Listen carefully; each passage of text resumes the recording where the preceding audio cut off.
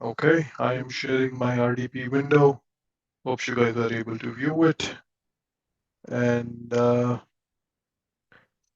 okay, so before we begin, I would like to ask you that if you have any questions, anything that we did yesterday, and you would like to talk about it, if you have any questions, please let me know before we begin today's session.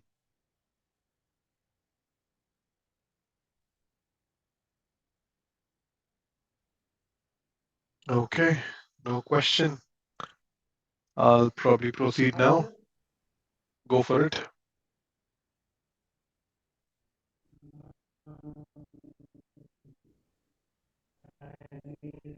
Hello. Kumar, your voice is breaking.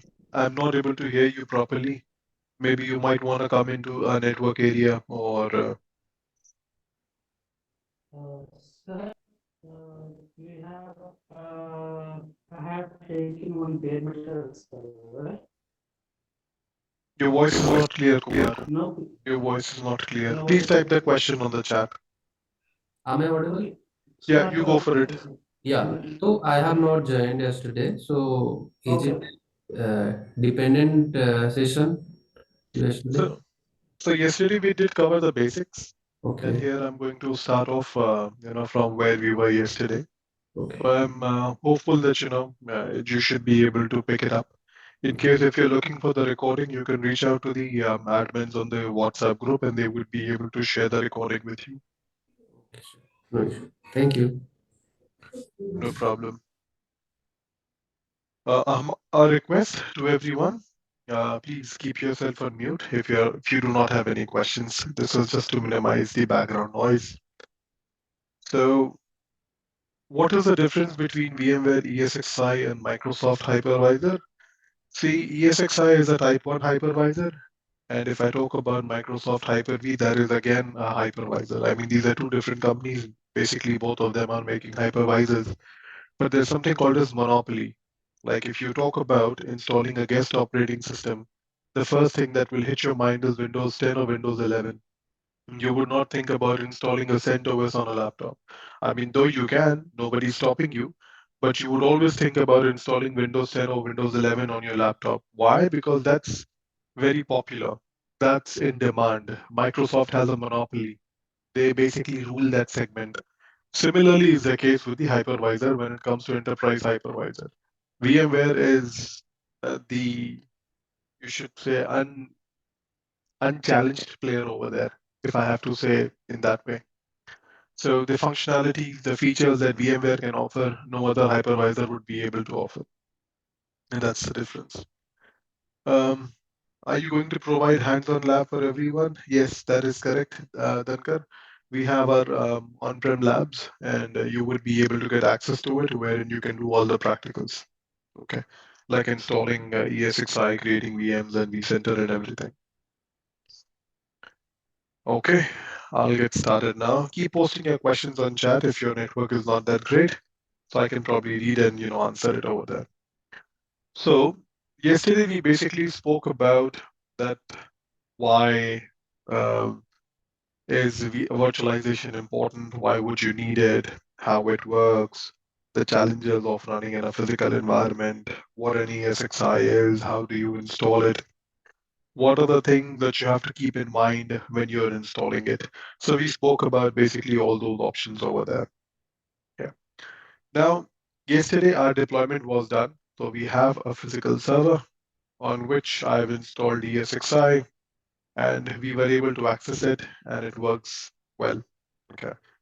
Now, I would like to now show you that uh, there are a few more things that you need to know about ESXi.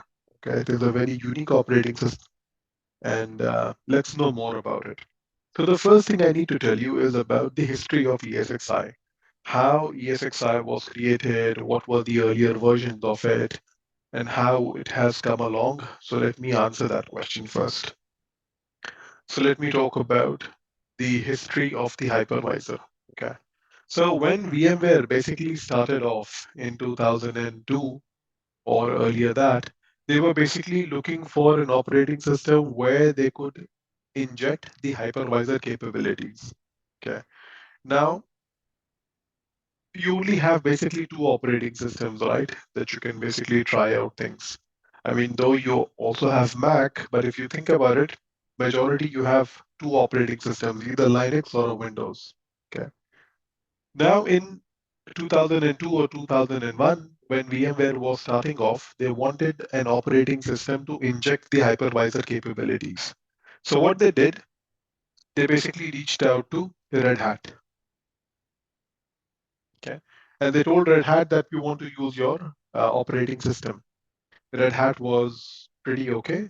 Red Hat said, you need to give me money, you give me money, and I would let you use my operating system. So VMware and Red Hat basically decided, and Red Hat gave their operating system.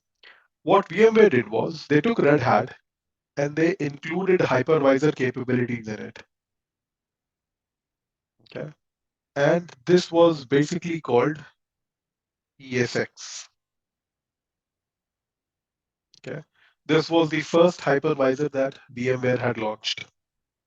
So it was basically Red Hat, a complete Red Hat operating system in which hypervisor capabilities were injected, and that was basically called ESX. ESX, like I mentioned yesterday, basically stands for Elastic Sky X. This is what the acronym stands for. Okay.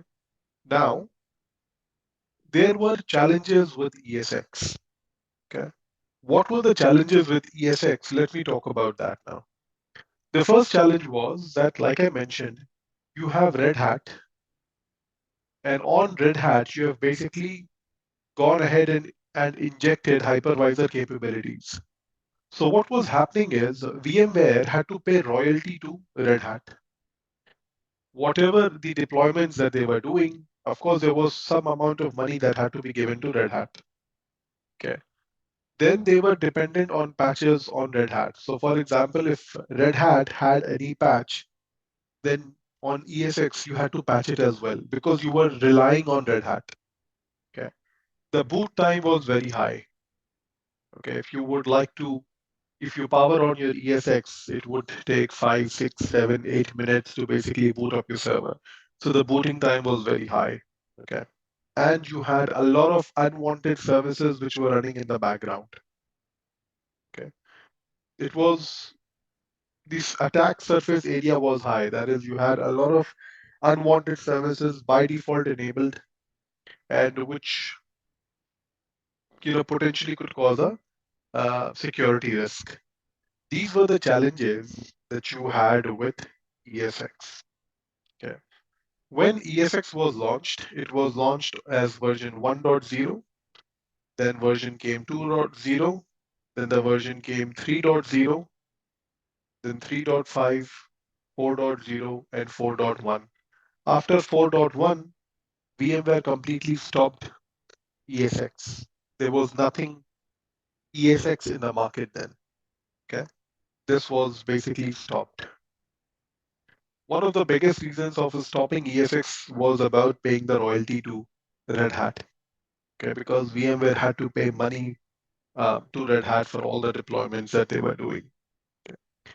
So VMware had to basically come up with something wherein they were not relying on Red Hat. So what they did was they basically downloaded Linux. So if you need a free operating system where you do not want to pay anything, the best option for you is Linux. You can download Linux and you can start using it. Okay. So what VMware did was they downloaded Linux, and in Linux they basically merged or injected hypervisor capabilities. And this is basically called ESXi. Okay. So we started off with ESX, and then VMware stopped ESX because of the challenges I explained earlier. And then they basically downloaded Linux, injected hypervisor capabilities, and then they started calling it ESXi. Okay. Now here, VMware has the complete control. When VMware feels they can patch it, the booting time is very quick. Okay. and the unwanted services are basically not running over here.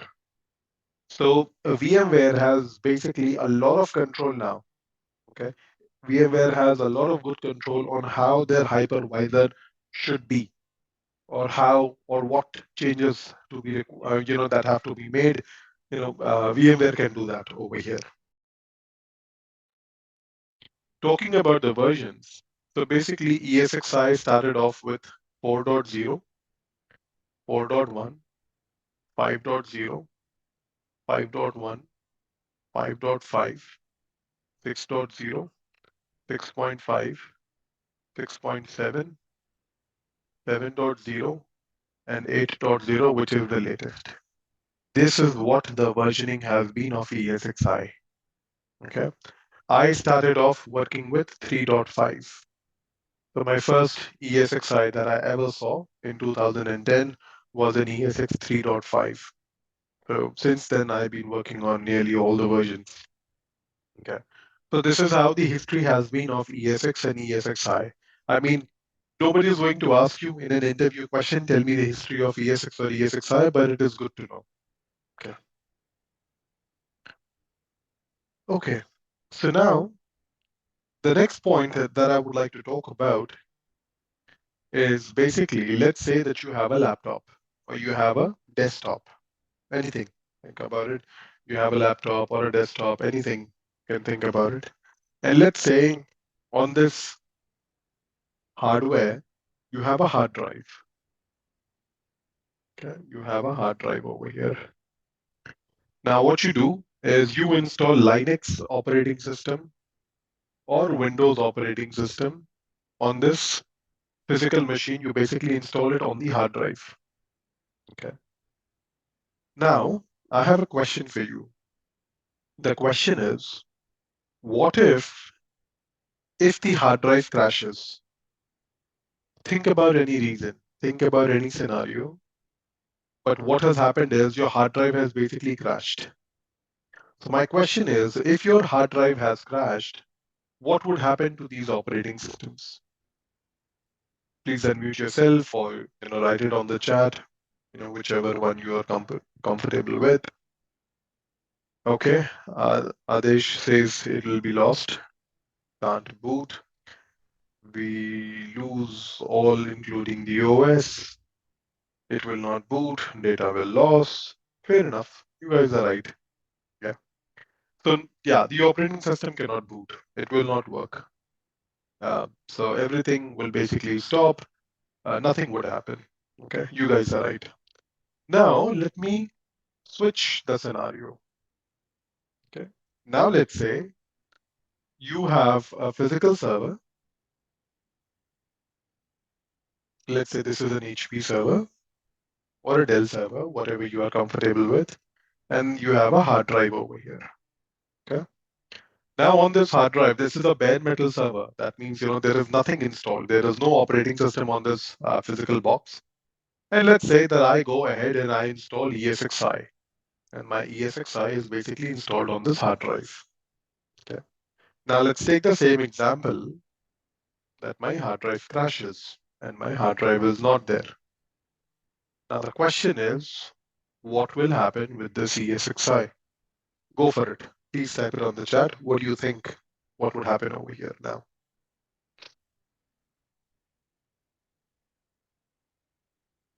The same as before. ESXi will crash. Okay. Anyone else? Go for it, guys. ESXi won't work. They lose all. Okay. Thank you. Thank you for answering it on the chat. Well, ESXi will stay up. It will not get crashed. No, there is no RAID. Okay, Pramod. So there is only one hard drive. There are no two hard drives wherein I've configured a RAID. A single hard drive on which my ESXi is installed, and that hard drive has crashed. Your ESXi will keep working. It will not crash. It will not crash. Okay. All the virtual machines that you have running on the ESXi, they will keep working. There will be no problems over there, and everything will be up. They will not die either. Okay. Why? Okay, let me talk about it now and let me show you a practical. Let me quickly open up my browser and let me take you to my base ESXi for the installation that we did yesterday. Let me log in now.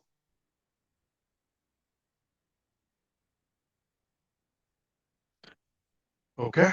So yesterday I went ahead and I installed an ESXi. You remember yesterday when we were doing the installation? So after the installation is done, this is the way the ESXi will come up. And if you have DHCP enabled, it will basically pick up an IP from the DHCP. Okay. We can change the IP. How do we change it? I'll show it to you later. Okay. But if you wish, we can change the IP as well. Okay. Now, the point is, if you check the virtual machine settings over here, for example, consider this as a physical machine, but this is a virtual one. So right now, over here, if you look at it, I'll change the CD-ROM. There is no CD-ROM over here. Now this IP, if you look at it, it is basically 10.10.10.170. Okay, let me initiate a ping over here. So I'll initiate a ping 10.10.10.170 hyphen T. My ESXi is responding to 170 IP. There is no concern over here. I'll bring it over here where it is working. Okay. Now, if you check this machine over here, it has CPU, memory, disk, controller, USB, network, CD-ROM, video card. That's about it. Okay. So there is no CD drive right now. I basically removed it. Okay. And this 40 GB of hard drive that I have, I am going to remove it as well. And I would say delete the files from the data store. So intentionally, I am removing the hard drive. Okay. Let me go back and show that to you again. So now I have CPU, memory, SCSI controller, SATA controller, USB controller, network, CD-ROM, and video card. There is no hard drive over here. Okay. And my operating system disk is also not, my ISO disk is also not connected over here. Okay. What about the ping? The ping is working well. There is no problem with the ping. It should have crashed, but it hasn't. Now let me try accessing this IP 10.10.10.170. Let me go to a browser. It will give you a certificate warning. Why the browser is giving you a certificate warning? Because every VMware component, every VMware product comes with a self-signed certificate. That browser does not understand. Okay. That's the reason the browser is complaining the website that you're about to hit has a certificate. I don't know what that certificate is. It could be a potential risk, but we know that we are okay with the certificate. There are no challenges. So I will basically say accept and continue. Okay. Now we know that ESXi is basically uh, backed by a Linux kernel. So I will log in as root over here and I will specify the password that I specified during the installation, which was welcome at the rate 123W in caps. Okay. And I am in. It does give me a warning that your storage has crashed. But the point is my ESXi has not crashed. My ESXi still is up and running. So if I log out, or if I log back in, it works. Yeah, my ping still works. There is no problem with the ping. My ping still works. Everything still works. My ESXi has not crashed. If I had virtual machines running over here, they would not have even crashed either. They would have been working as well. Okay. So my question is, guys, a humble request, please keep yourself on mute if you do not have any questions. Yuvraj, can you please go on mute if that's okay with you? Thank you. So my point is that ESXi did not crash. You guys did tell me that, if it was Windows, if it was Linux, it would have crashed. But this guy did not. Why? Okay, why it did not crash? Okay. So what would happen is basically if I talk about Linux or if I talk about Windows as an operating system, they are basically heavily dependent on hard drive. Okay. If no, no, guys, no, please don't come up with creative answers. It was loaded on ROM. No, that does not happen. Yeah, Peter said it right. The reason is that, these operating systems, if I talk about Linux and Windows, they are basically dependent on hard drive. Okay. But if I talk about ESXi, ESXi as an operating system is only of 280 MB. Okay. If I talk about ESXi as an operating system, it is only of 280 MB or even lesser than that. So this entire operating system basically gets shifted to RAM. Okay. So what would basically happen is when you have a server, when you have a hard drive on which you have installed ESXi, when you power on this server, okay, while ESXi is reading the hard drive and getting all the boot files, it will basically copy all the boot files on the RAM. Okay. So when the ESXi boots up, all the files are required by the ESXi operating system to work. They will basically get shifted to RAM. Okay. And that is why if the hard drive even fails, your ESXi will still keep on running. Now, if you reboot your machine, of course, the ESXi will not come up again because there is no hard drive, there is no booting media from where it would get the booting files. Okay. But the current machine, which was working well, which was in production, which had virtual machines running on it, because of a one component failure, your host will not crash. This is what ESXi is capable of. Okay. It is a very robust operating system and it will not crash because the simple answer is all the booting files get transferred to RAM. Now think about it. Okay. You have an HP server. Okay. On this HP server, let's say that you have 2000 GB of RAM. You have close to about 140 physical cores. Okay. You built a monster machine. You built a great big VM. And now on the, sorry, a big server. And now on the server, what you're basically doing is you're running a lot of virtual machines over here. All of them are your production virtual machines. Okay. Now, what would happen is you have one hard drive over here. On this hard drive, you basically installed ESXi. Think about it. If your hypervisor cannot tolerate failure of a hard drive on which you are running close to about 6, 7 production virtual machines, where everything is working fine, all these virtual machines are up and running, because of one component failure, if you have to bring down or if you have to lose your 6 production virtual machines or if there is an outage on your 6 virtual machines, why would you use such a hypervisor? Why would you use ESXi if it's such a weak operating system and it cannot handle even failure of a one hard drive? Why would you implement it in your environment? I won't. Okay. So ESXi, the hypervisor, has to be robust, has to be very strong.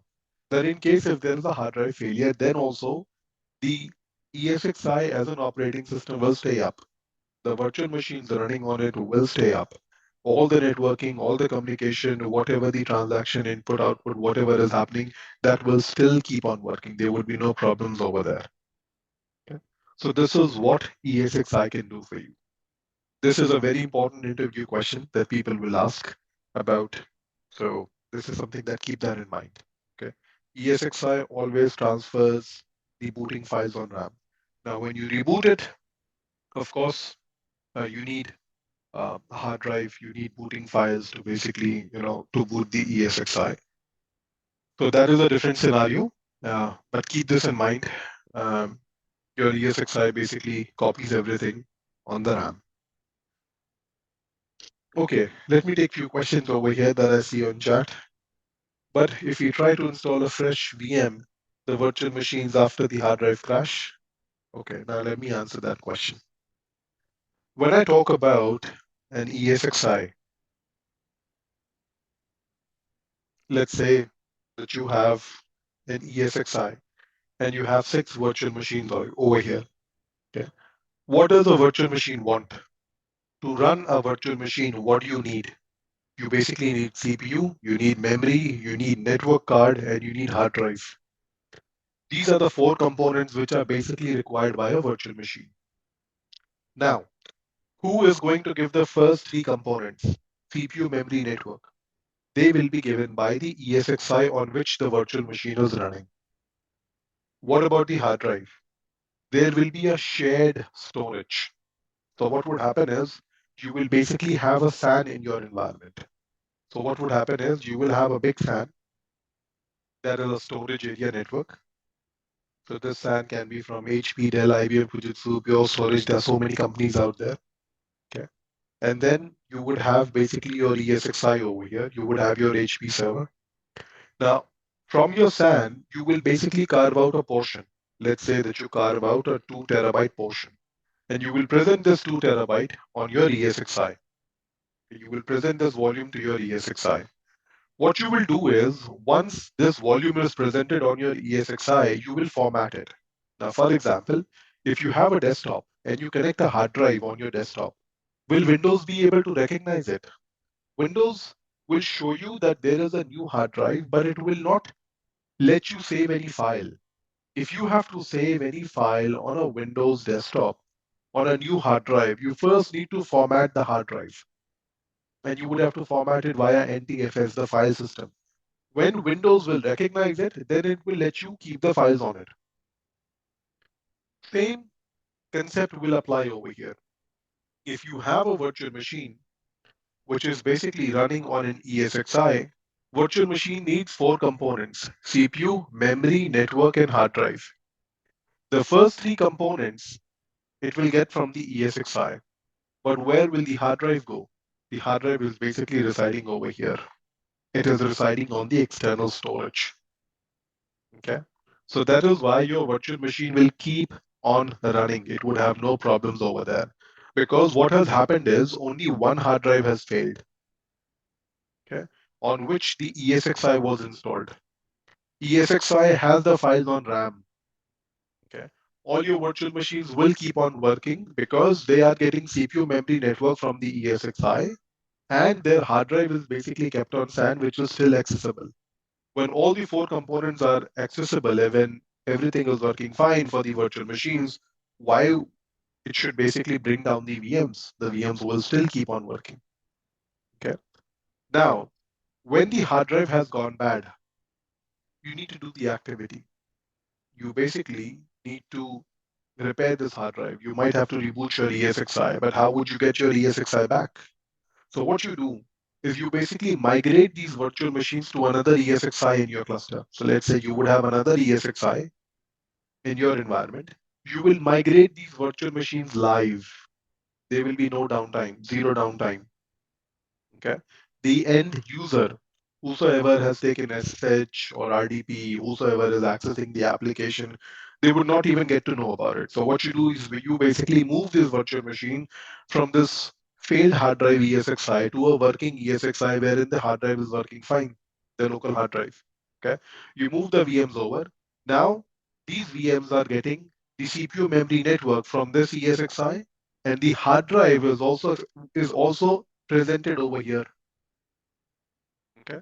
So the shared volume is basically available on both the ESXi's. So when you migrate a virtual machine, it is getting CPU memory network now from the ESXi, and the hard drive is basically residing on the shared storage. Because of which you are able to migrate the virtual machine, it goes to the other ESXi. You can basically bring down this ESXi, replace the hard drive, install the ESXi's, install the fresh ESXi, do the configuration again, bring it back in the production, and then you can, bring these virtual machines back onto this ESXi. This is what you will basically have to do. Okay. Doubts, Uh, confusion, I questions? have I have some question. This is like a high availability. No, this is not high availability. High availability is basically an option wherein if this host would have crashed, Okay. then all the virtual machines would automatically move to the other available ESXi's. That is what high availability is. Here you Okay. are This basically doing a vMotion. vMotion. Okay. This When method is you called vMotion. correct, when you live migrate a virtual machine from one ESXi to another ESXi, this Okay. terminology is called a vMotion. Okay. Any questions? Why, if a hard drive fails, my ESXi keeps on working, the VMs keep on working, and there is no problem at all in the environment? Thank you. Uh, Is it possible to take Snapchat ESXi? N- No, snapshots are only taken for a virtual machine, not for a physical machine. ESXi is a physical machine. You cannot take a snapshot of a physical machine. Only for a virtual machine you can take the snapshot. I will come to So that topic later ESXi, and then we will talk more about it. Okay? okay. Our ESXi will use our local HDD or not, local hard drive storage. No. So what would happen is on the local hard drive, you're only installing the ESXi. Virtual machines reside on external storage. They do not reside on the local storage. Okay.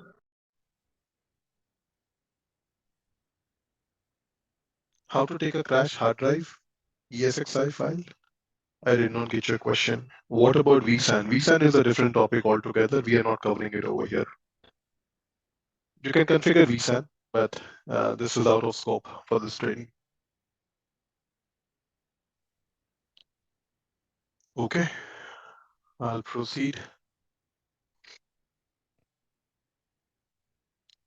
Okay, so we now understand that the ESXi would not crash and everything will keep on working. Let's talk about a different point now.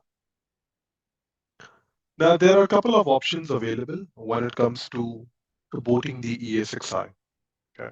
Now let me talk about a couple of options that how you can boot your ESXi. So let's say that you got a physical server. Okay. This is an HP server. Now on this server, you basically plan to install ESXi. Now, how can you install ESXi? Let me give you the options. Let me talk about the options available. Okay. It is good that you should know all the options. Okay. The first option is that you will have a local hard drive. You will have a local hard drive on the server. And here you basically install your ESXi. This is what you will do. Okay. As the first option. Is there any connectivity issue? I did not get your question, Anil, when you say connectivity. Okay. So the first option basically is if I want to install ESXi on my server, I can have a local hard drive on which I can install it. The second option that I have is basically I would have a SAN, I would have a storage, an external storage area network. And then what I will do is basically I will carve out a portion. Let's say I carve out a 30 GB portion over here. I present this portion to my HP server and I install ESXi over here. So I can install ESXi. However, it is not installed on the local storage. It is basically there on the SAN. This is the second option that I have with me. Okay. What is the benefit of the second option? I mean, the first option we spoke about, it's a local hard drive installation. If VMware has 100 customers, about 90 will do this option. 90 will go for this option. Okay. Then you have an option of remote SAN. So this is, let me write this over here. So this is option number one, and this is option number two. Now, with option number two, this is basically called a remote SAN. So you will do an installation on the storage. Now, why would you do that? What is the benefit of doing it on a remote SAN? Let me answer that question now. When you talk about a server, there are different types of servers that you will have. You can have a rack mount, you can have a towel server, okay? And then you can also have a blade server, okay? Now what would happen is, let me show you a picture and then, it will be little easy for you to understand. So if I type over here, for example, C7000,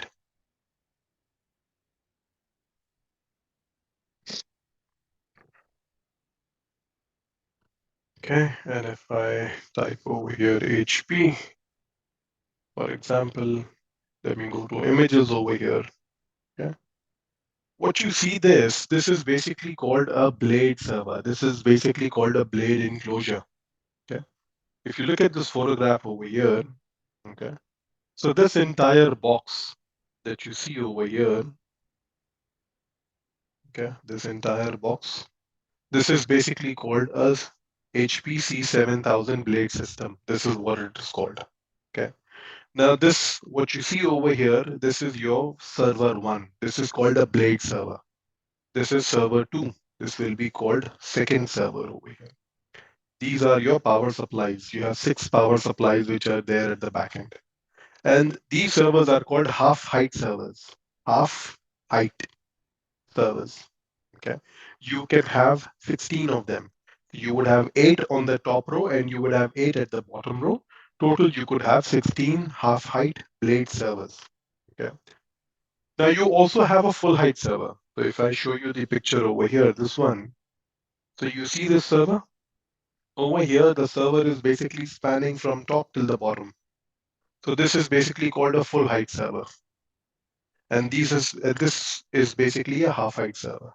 These are empty racks wherein you basically have no server. This is only basically a protective case, making sure that no dust goes in. But this is, you don't have any server over here. So if you have in your environment a blade enclosure, okay, you can have this blade enclosure from HP, you can get it from Cisco. There might be other companies out there who might be giving it. Okay. Now what would happen is you have the connectivity at the back of the server. If you look at the back of the C7000 enclosure, here you basically put a lot of devices over here. You see these cards over here, and here you would basically connect and you will set up your connectivity.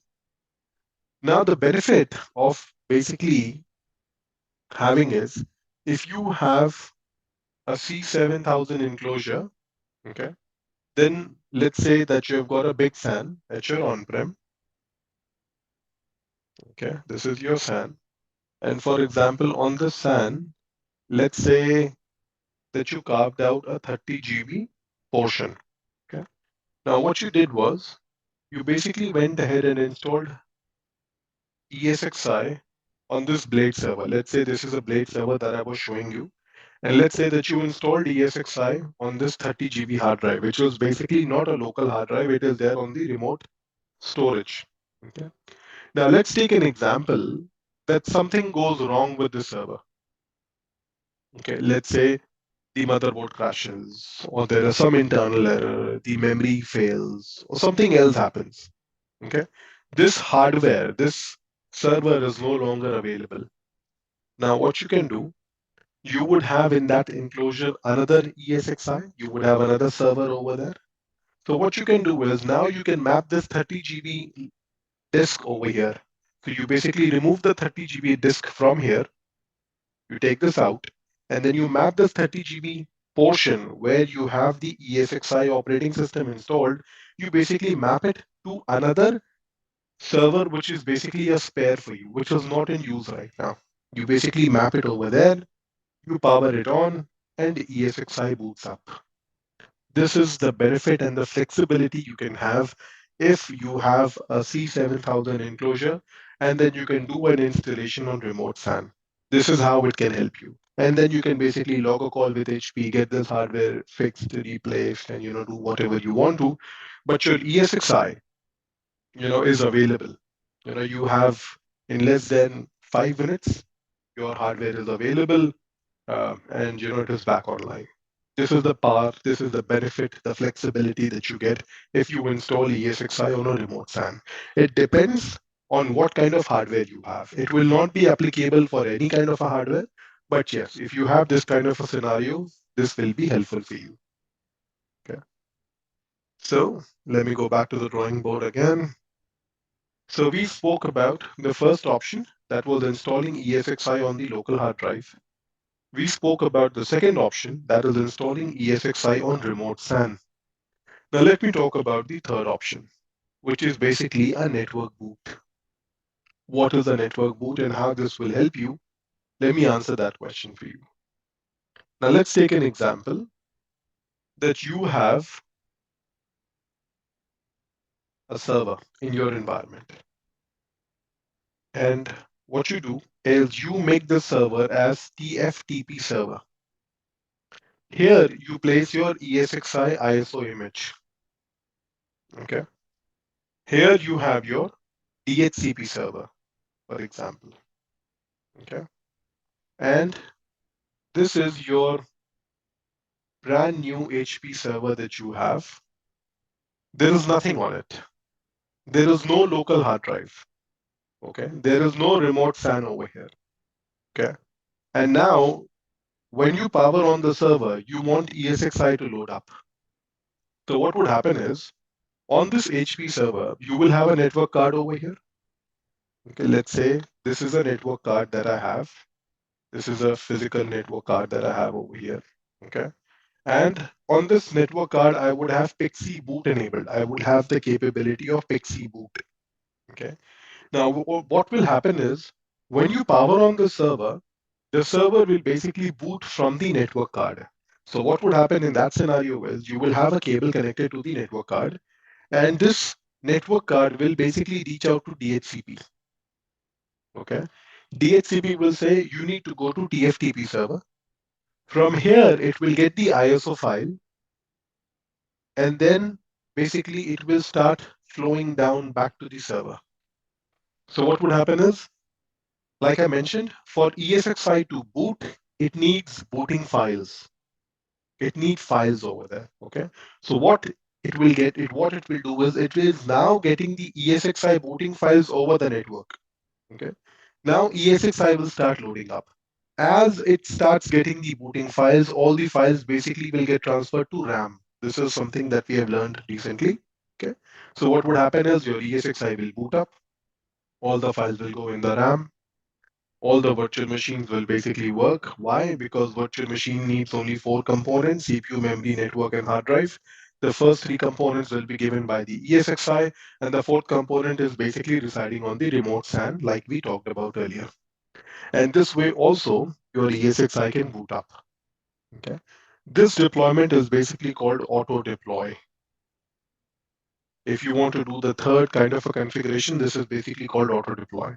Why would you go ahead with the third option? You would go ahead with the third option if you have a massive environment. When I say massive, I absolutely mean massive. Let's say that you've got 10,000 or you've got thousands of ESXi's in your environment. Okay. Now, when you've got thousands of ESXi's in your environment and when you need to patch them, manage them, upgrade them, it is a huge responsibility. When I tell you to patch 5,000 ESXi's, when I tell you to patch 10,000 ESXi's, this is an absolutely mammoth, task, and it will take basically months to do that. Okay. Now, what you can do is, if you go ahead with the third option, okay. So what would happen in the third option is you have a TFTP server. Here you upgrade the ISO. Okay, whichever ISO, whatever you want, depending on your vendor, depending on your components, you basically upgrade the ISO over here. Now what will happen is this is your DHCP server. So now what you do is basically you start rebooting your ESXi's one at a time.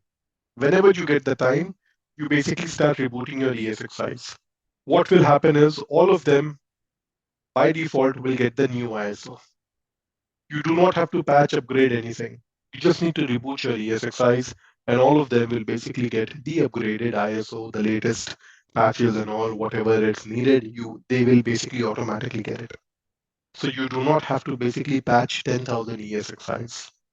You just give them a reboot and they all are patched. Okay. When you reboot the ESXi's, there is no downtime for the virtual machine because, like I explained, if you have a virtual machine running over here, you basically migrate it over here.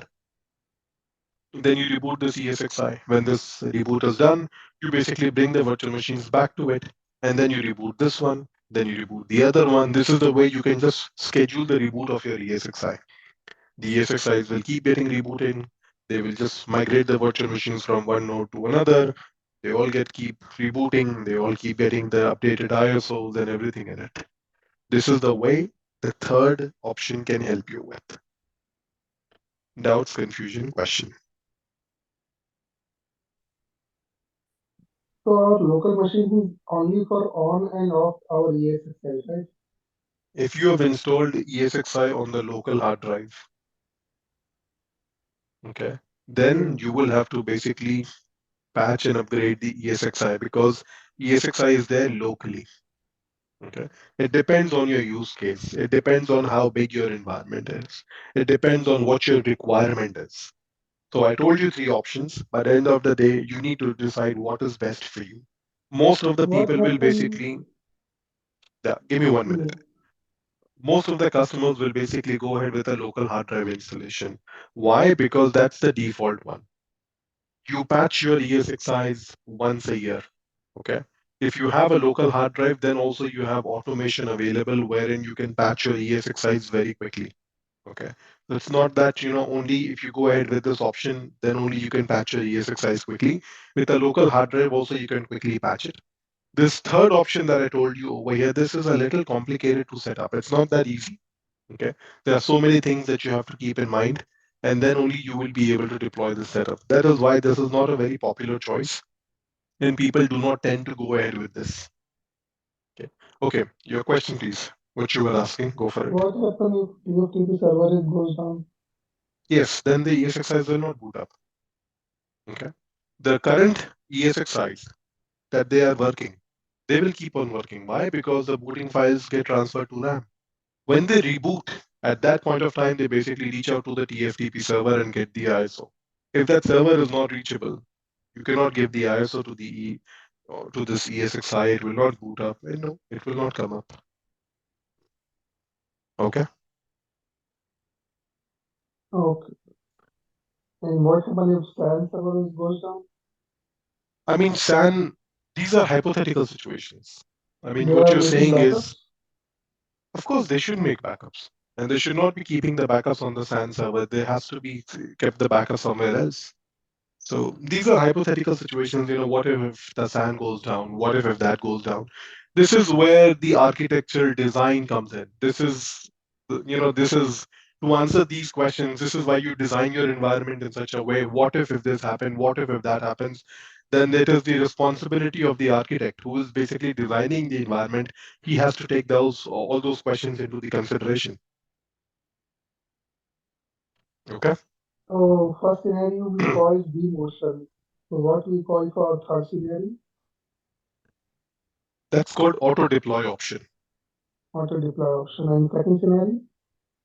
That's called booting ESXi from remote SAN. We put in. Thank you. No problem. Okay, so we now understand how an ESXi gets installed.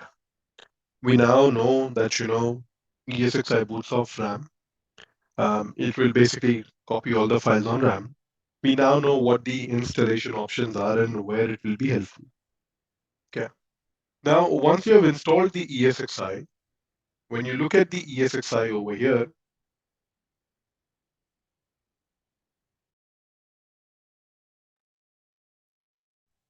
so when you basically have installed ESXi, let me show you that now what will come up over there.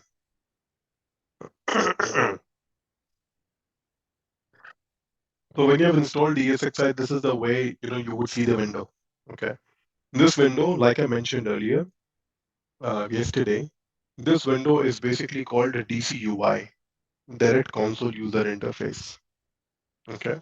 So here, what you can do is when you go to this ESXi, after the installation is done, when you open the console of the server, like if you take the Dell, if you take the HPI or Dell DRAC, this is the way it is going to show it to you. Now, what you see over here is VMware ESXi build release. Now, what is this build release over here? What is this number? Okay, let me tell you that.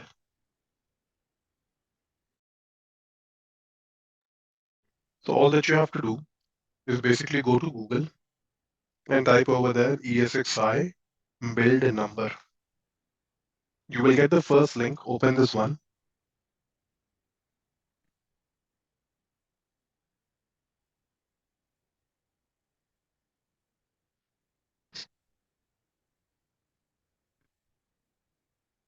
Come on.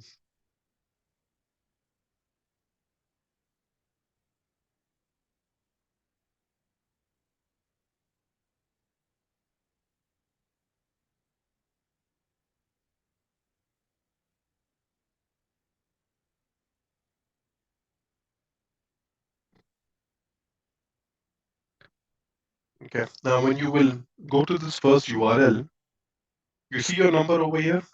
It is basically ending with 13097. You do a copy paste over here and just type over here 13097. So what you see over here, the number that you see over here is, you see that, it belongs to version 8. This is what you see over here. This is the ESXi version 8. But in 8, there are many versions available. What are the versions available? Let me show you that. So basically, what will happen is when the ESXi is rolled out, a major release is rolled out, they will basically begin with GA. And then they will go EP1, EP2, update 1, update 2. This is the way they will basically go on. Let me show you on how this happens on version 7. Okay. So if I show you version 7, so you see over here, they started off with version 7 GA. Then they go to update 1. Then in update 1, after update 1, they would have small patches that would have been released. Then they basically release a update 2. Okay. After update 2, they would have small patches. Then what they did was they released update 3. Update 3 had a lot of issues. So they basically decided to roll back update 3. That is why you see, kind of a strikeout line over here. Because update 3 had a lot of issues, people started complaining about it. So VMware decided we are going to roll back. Then they basically rolled out update 3C. Okay. After update 3C, they still had again too many patches. Some patches, what came out. And then this is the way it was. And then they finally rolled out ESXi 8. So you see that, you would have so many, different options available, and everyone has a build number associated with it. Now, if I ask you that on which exact version you are on, I mean, for example, you're running on 8, that's fine. But what is the exact version of 8 that you are on?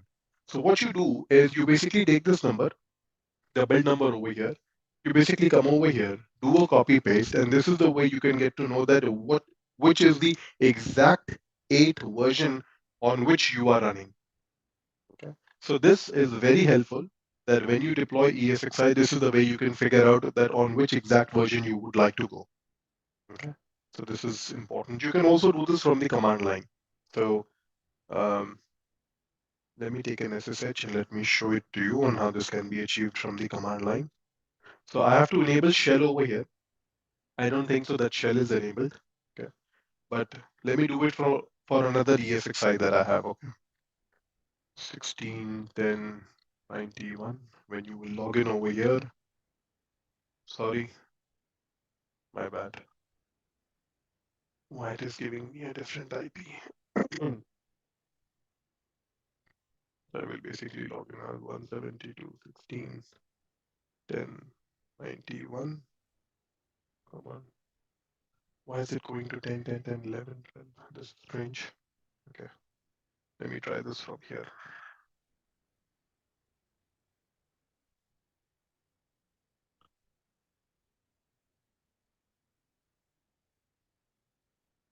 Okay.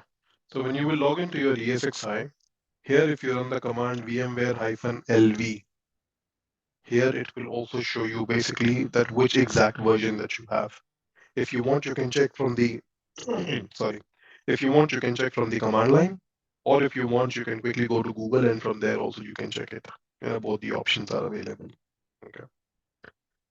Okay, so here it will basically tell you the first screen over here basically tells you that which exact version that you're on. Now here I've deployed ESXi in a virtual machine. That is why you see VMware Inc. Else you would have seen over here HP, Dell, your exact model number would have come up over here. You would see that, which is the CPU that you have, how much memory that you have given over here. And now it basically says to manage your host, this is the IP that you need to go to. Here it gives you an IPv6 and an IPv4. Okay. Now this IP was basically picked up on DHCP. Okay. So what I can do is if I have the connectivity, I can basically just go to this IP. So to navigate to this IP, all that I have to do is I just need to come to the browser and I just need to type 172.6. No, sorry. What was the IP? 10.10.10.170. So I just need to go to 10.10.10.170. It will first give you the certificate warning. We already accepted it. That is why it basically lets you log in. Here you need to specify the root credential and in you go. This is the way you can basically log into your ESXi directly. Okay. So when you see over here to manage this ESXi, this is the URL. You basically go to the URL from any browser. You can be on any machine, Linux, Mac, any operating system in the world. You just need to have a browser, have the connectivity. Um, just go to the browser, enter it in, and you are good to go. Okay. So this is the way you can go about it. Now here you can see all the manufacturer, the CPU, memory, all the basic details you would have over here about your hardware. Okay. Now what you have done right now is that you've logged into the ESXi directly. Okay. Let's say in your environment, if you have got 1000 ESXi's, are you going to open 1000 tabs over here and then going to manage all of them? That's not possible. From an ESXi, if you wish, you can basically, if you want to create a virtual machine, you can do that. If you want to make some changes in the networking, you want to check some storage, if you want to reboot the ESXi, reboot the virtual machine, you can do that. You have got two tabs over here, a manage and a monitor. Manage tab means that, here you can make the changes. Okay, if there's any change that you would like to make, like if you would like to set up date or time, if you want to enter the license key over here, right now it is running in evaluation mode. But if you would like to set up a license key, if you would like to see which packages are installed, which users are there, you would like to add this ESXi to the AD, this is something that you can absolutely do from here. So manage tab is something which will let you make the changes. Monitor tab is something where you cannot make the changes. This is only a view only information. From here, you can only view the details, and that's about it. Okay. So if you have 1000 ESXi's in your environment, you cannot open 1000 tabs, to manage to manage all of them one at a time. So for that, you basically need a central component from where you can manage anything and everything of VMware. Okay. That central component from where you can manage anything and everything of your VMware, of your virtual environment, it is basically called a vCenter. Okay. So we know what an ESXi is. We know that ESXi is a physical machine. It is a physical box. Okay. Always keep in mind, in VMware terminology, ESXi is the only physical thing that you will have. Apart from ESXi, everything is virtual. Everything is logical. There is no, there is nothing physical over there. Okay. The only physical component that you have on VMware is your ESXi, and that's about it. Apart from that, everything else is a software. Everything else is a virtual. There is nothing physical over there. Okay. So we know that ESXi is a physical machine. This is my hypervisor. Okay, a type 1 hypervisor. And this is where I run my virtual machines. Okay, this is what my ESXi is. But when I've got 1000 ESXi boxes, I know that, to manage my ESXi, I can open a UI, I can go to a tab and I can manage it. But when I've got 1000 ESXi's, I cannot open 1000 tabs and then manage all of them. I need something central to do that. And that something central is called a vCenter. Okay. Now, vCenter is a complete software. There is nothing hardware over here. Okay. Like I mentioned, ESXi is the only hardware component. vCenter is a complete software component. vCenter has two capabilities. Why do you need a vCenter? Okay, we understand that why do I need an ESXi? But the question comes, okay, vCenter is a software, it is a management component, but do I really need it? I mean, it is absolutely required in the environment? A big yes. You absolutely need a vCenter. Okay. If you have, for example, one or two ESXi's only in your environment, then you might be okay not having a vCenter. Okay. If you have a really small environment, one ESXi or maximum two ESXi, okay, then if you don't have vCenter, that should be okay. However, if you have large environment, for example, if you have an environment wherein you have more than 3, 4, 5, 6 ESXi's, then you absolutely need a vCenter. Okay. vCenter will basically give you two functionalities. The first functionality that it will give you is central management. This is the first functionality that you will get. And the second functionality that you will get in the vCenter is advanced features. It will give you a lot of advanced functionalities that are required to manage your environment. What are the advanced functionalities? I'm talking about HA, DRS, vMotion, SVMotion, SVMotion, EVC, FT, distributed switch, host profile, storage profile, blah, blah, blah, blah, blah, right? So uh, these are all the functionalities that you will get. Snapshot, you can also take it from the ESXi as well. So Kari, you do not need a vCenter to take a snapshot. That can be done from the ESXi as well. So these are the basically two functionalities that you will get from the vCenter. The first one is the central management, that from one place, one browser, one URL, you just go to that one URL, and from there you can manage your entire environment. Okay. Let's say I've got 15,000 ESXi boxes. Or why 15? Let's say that you've got 30,000 ESXi boxes. Okay. You want to manage 30,000 ESXi boxes from one URL, from one browser tab. You can do it. For example, let's say that you have got 500,000 virtual machines in your environment, and you want to manage them from one URL.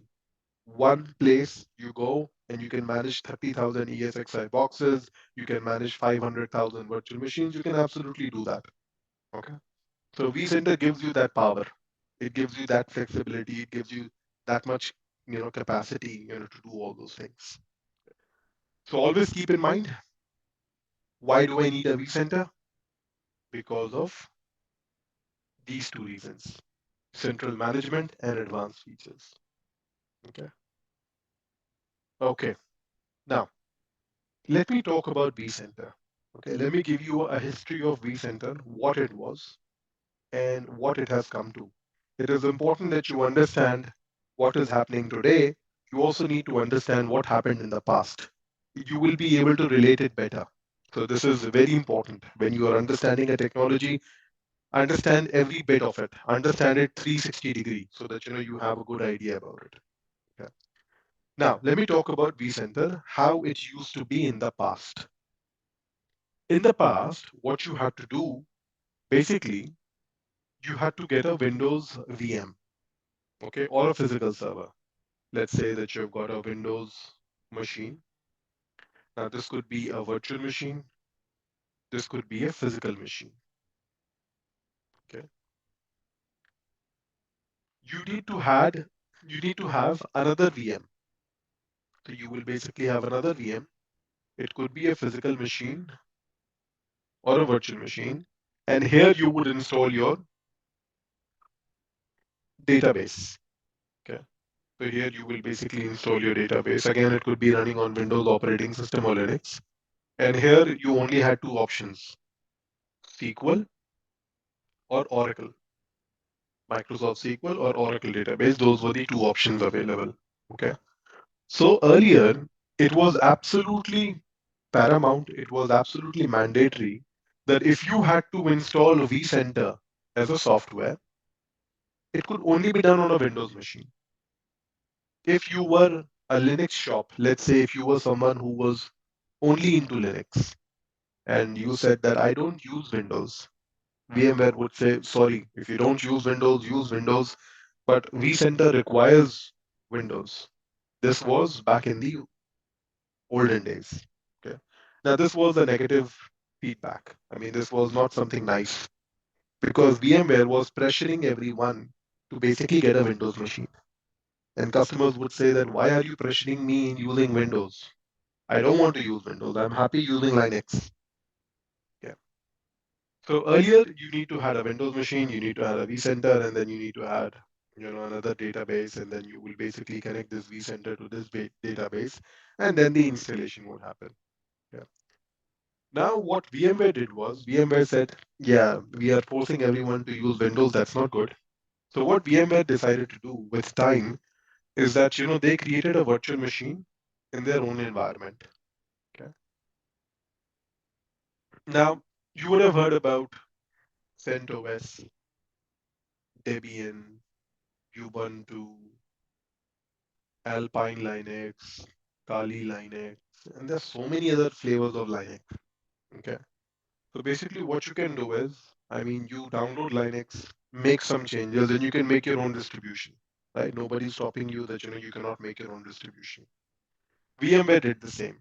So VMware, what they did was they basically downloaded Linux, they made some changes to it, and they started calling it Photon OS. Okay. So when you hear the name Photon OS, just keep in mind this is a Linux virtual machine, and basically this is VMware's Linux distribution, and this is basically used by VMware for their own products. Okay. So what VMware did was they basically created a Photon OS in-house. Okay. The latest version of Photon OS is basically 3.0. Okay. So what they did in their lab was they created a VM and then they installed Photon OS over here. Then they went ahead and installed Postgres. Okay. If I ask you, I need a free operating system, you would say Linux. Go for it. Okay. I ask you, I need a free database. I don't want to pay for it. You would have a lot of options available, but one of them is Postgres. Okay. This is not the only option. You could also have other options available, but Postgres is a free database that you can download and you can, make changes to it. So what VMware did was they created a virtual machine. They installed Photon OS. They deployed Postgres, and then they installed their vCenter over here. Okay. Once this is done, now your vCenter URL is basically available and you can basically use it. Then what VMware did, they basically decided to export this configuration. So this virtual machine with Photon OS, with Postgres database, with vCenter, everything installed, they basically decided to export this configuration. Okay. And they exported it. And what they did was they basically put this export, this file as an OVA file. OVA basically stands for Open VMware Virtualization Appliance. This is an open format, like you have for Word file .docx, for Excel file, you have XLS, then you would have for PPT, PPTX. Similarly, if you would like in a virtualized environment, if you would like to export something, then it can be done in an OVA, or if you would have an open appliance that you want to import it, you can do it on an OVA. Okay.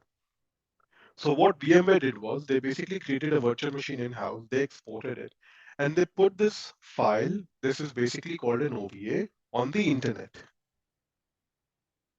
Okay. Now what you have to do is you just need to download this file and import it in your environment. Okay. So they basically took all the administration away from you. They said you do not have to worry about creating a VM, installing an OS, installing the database, installing the file. They said you don't have to do that. Don't worry about it. All that you need to do is I give you a file, just download that file and import it in your environment. So what they are doing for you is they are giving you a pre-packaged virtual machine. They are giving you a virtual machine which already has the operating system and the application and the service installed in it. All that you have to do is just import that package in your environment and you are good to use that service. This pre-packaged VM that VMware is offering you, this is called appliance. So when you hear the word appliance, okay, what is an appliance? Appliance is a pre-packaged virtual machine. That means there are so many vendors out there. Okay, I'll give you an example. There is a company called Riverbed. I'm not sure if you've heard about it. But what this will do is this is basically a WAN optimization leader. So let's say I've got site in India and then I've got a site in Germany. Okay. And basically these are my two offices. And here I have to exchange the data and the traffic is going over the WAN from India to Germany and vice versa. My communication is happening.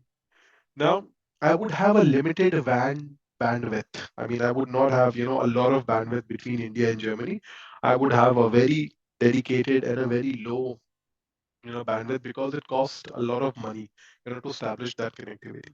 Now, when you exchange this packet, when you exchange data from India to Germany, you need something that can optimize the traffic. You need something which can basically send less amount of traffic, do deduplication, do compression over the WAN, make your WAN bandwidth available. Okay. So Riverbed as a company can do that for you. Okay. So if you want to do some WAN transfer, and if you want to save your WAN bandwidth, you want to optimize that WAN traffic which is going from one side to another, Riverbed can help you in optimizing that data. Okay. Now, earlier, Riverbed used to give a physical box. So earlier, if you wanted to do this, have their product, you will basically get a physical box, and then you have to put it in your data center, rack and stack it, configure it, and then you will be able to use it. Now, Riverbed gives you a virtual machine. They give you a virtual machine, they give you an appliance, they give you a pre-packaged virtual machine, and all that you have to do is basically import that virtual machine to your environment. Just import that package to your environment. And you will basically get one virtual machine with Riverbed application installed up and running, whatever is needed, all good to go. And you can just basically do the integration with your environment and you are good to go. You do not have to deploy Riverbed now. This is the case with every vendor now. You talk about Checkpoint Firewall, you talk about Palo Alto Firewall, they all give you virtual instances. They all give you virtual appliances. Okay. Gone are the days that you will basically get a physical hardware. But if you want, you can, they will basically give you a virtual option. So let me quickly show it to you. When you go over here, just type Palo Alto VM series. Palo Alto is a globally known firewall. This is a absolutely fantastic firewall. It has not one but so many features in it. Okay. And what you see over here, VM series virtual firewall. Gone are the days that they are going to give you a physical hardware. They will just give you one virtual machine. You install that virtual machine and it will do anything and everything that that Palo Alto has to offer you. Okay. So this is the way every client, every vendor is basically giving you a virtual machine now. They do not give you a physical box. Okay. And when they give you a virtual um, image, that is basically called an appliance. So always keep in mind, whenever you hear the word appliance, that means it is a pre-packaged virtual machine. You just need to import it and that is it. Doubts, confusion, question over here on this term if anyone has not understood it. Yeah, I have a question. So basically, when we are talking about the appliances, virtual appliances, for the physical appliances, it's easy to understand the connection, like the cabling. When you say firewall connecting to the switch, But when it comes to the virtual suite, virtual firewall, virtual machines, how internally all these connections are made possible We from will the talk in the physical. networking section, not right now. Okay, got Okay, it. we will talk in the networking section because if I start talking about it right now, there are so many things I've not explained and everyone will start getting confused. So we will reach there and I will answer Okay, this no question problem. over there. Thank you. Okay, now what you have to do is this OVA that you get, you basically need to download it. Okay, how do I download this OVA? You have to basically go to Google and just type. Okay, now there's one more thing that I want to tell you before I show you that. I told you what is ESXi. I told you what is vCenter. There is another term that comes in, which is called a vSphere. So I know my ESXi is the hypervisor, is a type 1 hypervisor where I actually run my virtual machines. I know my vCenter is the software, which is basically used for central networking, and it is basically used for advanced features. What is vSphere? Okay. Now, let's say that you have a laptop. Let's say you have Windows 11 operating system on it. And now you would like to have, which is very common nowadays, is Word, Excel, PowerPoint, Outlook. You need all these applications. These are very important now. Okay. So if you have to buy Word, Excel, PowerPoint, Outlook, when you have to buy all these things, what will you do? You will basically buy MS Office. You will buy MS Office 365, 2021, 2016, whatever version. You will basically buy MS Office. Okay. Now, when you will install MS Office, when you basically begin the installation of MS Office, you will get these applications. There is nothing called as an MS Office application. What is MS Office? MS Office is only a term. It is name of a bundle that you buy. But what you get is Word, Excel, PowerPoint, Outlook, OneNote, and blah blah blah, all those applications that they have. Okay.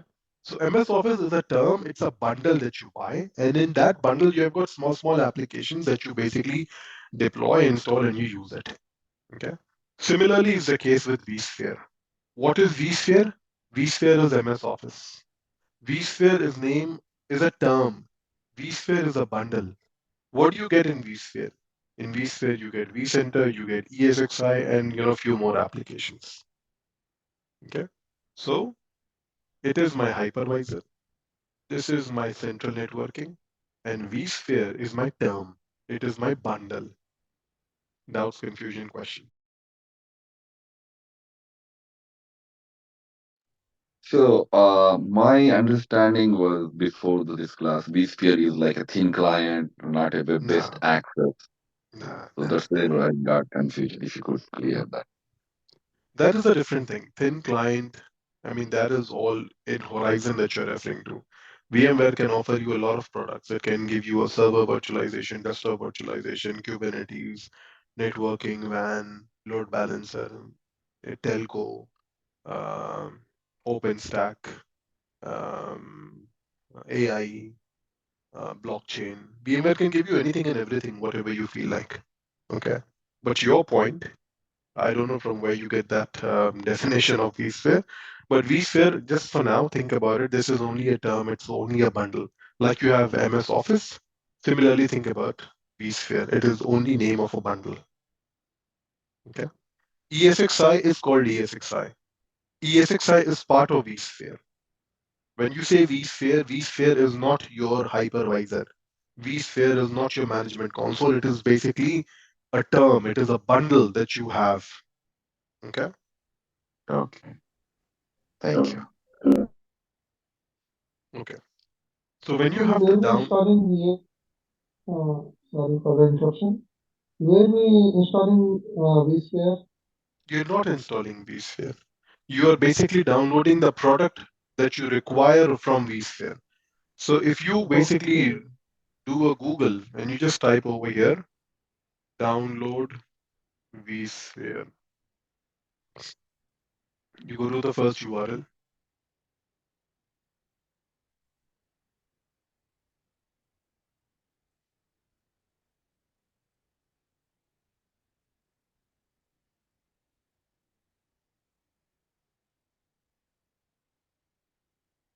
Yeah, that's what I'm about to show you. What is included in the vSphere bundle.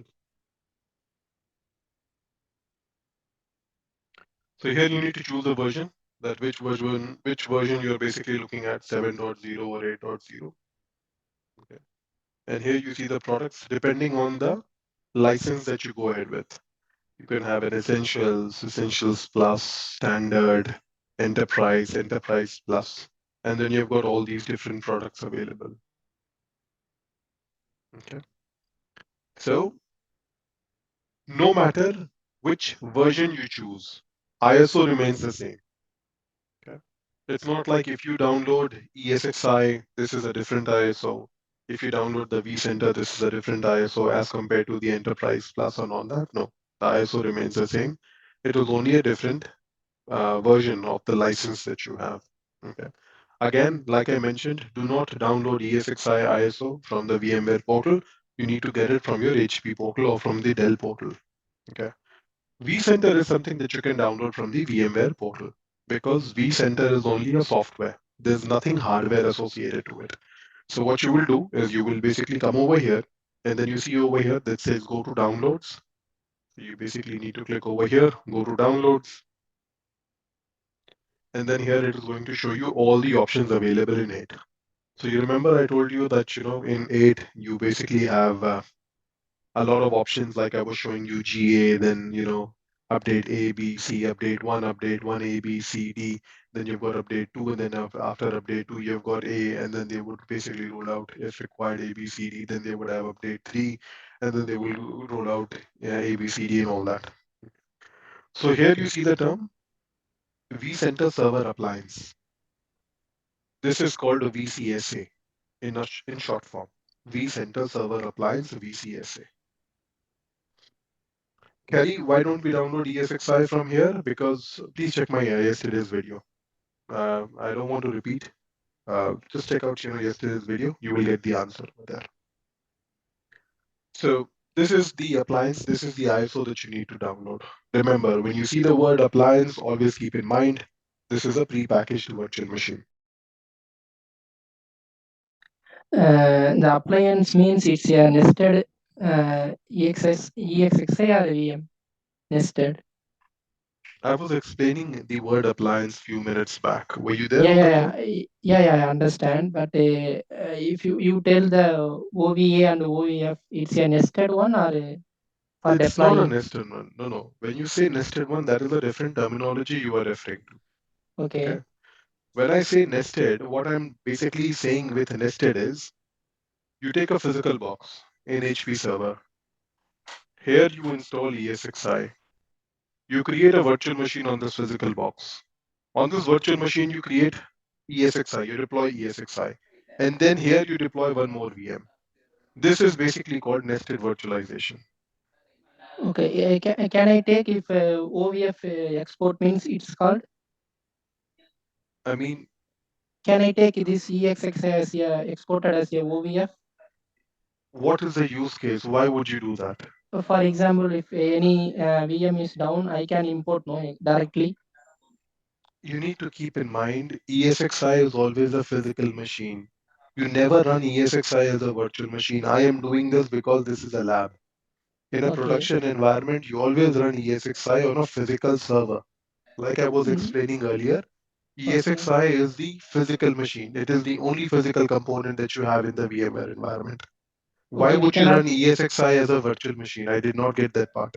No. You told that you install the EXXi as a virtual physical machine. Right, on a physical server. For example, can I take this EXXi to export? Why It's would you possible? export? No, you don't do that.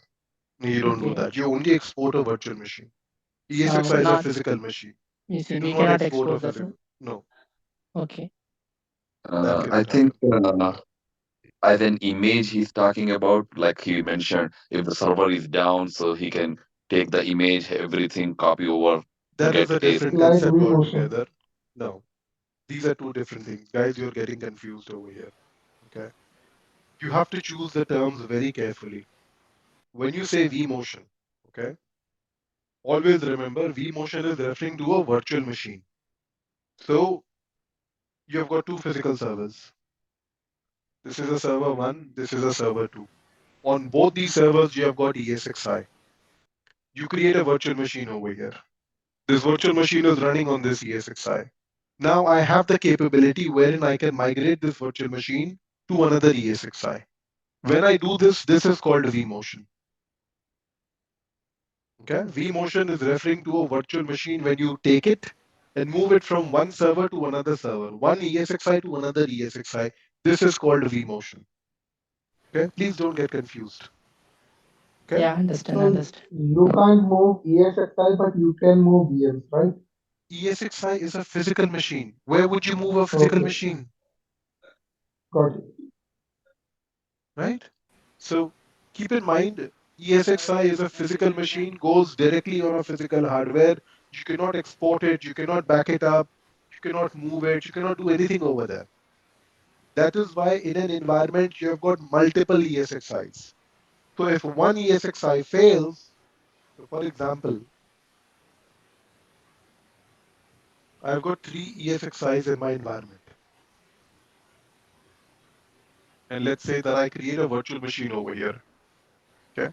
Now let's take an example. This ESXi crashes. This ESXi fails. It could be any reason. This VM will automatically move to the other ESXi. This is called HA. This is called high availability functionality. How it works, I will tell you later, not right now. Okay. So when you have got multiple ESXis in your environment, if one ESXi fails, you are basically worried about the virtual machine. In an environment, you are never bothered about the ESXi. You are only bothered about making sure that your virtual machines are up and running. Okay, if you're even if your ESXi is down, there is no problem. You will have time to fix it. But what is absolutely important is for you to get the virtual machine up and running. Any questions so far? Now I No, understand thank that. you so much. Yep, now it's very better. Thank you so much. Anyone else? If you have any question, please let's clear our doubts and then let's move forward. Is there any difference between TRS and vMotion? Not Same, right now. both are Not right now. Not right now. Later. Let's not jump the gun, guys, please. Let's go one step at a time so that we all understand what we are studying over here. Okay. If I start, talking about too many things, then please let's not do that. yes. Thanks. Yeah. Any questions so far? Whatever we have spoken about.